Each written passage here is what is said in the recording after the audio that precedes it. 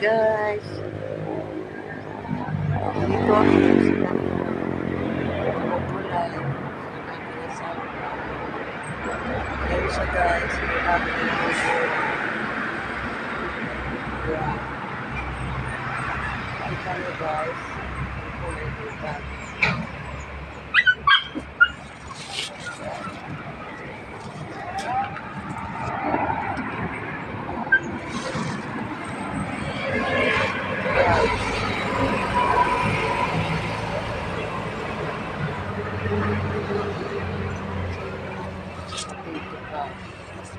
Lagi pa dito guys yun ang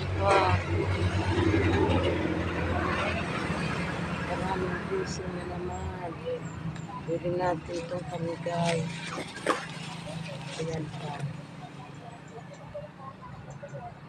guys, nakita mo ba? Ito pa guys, malapit lang ito sa kalsada.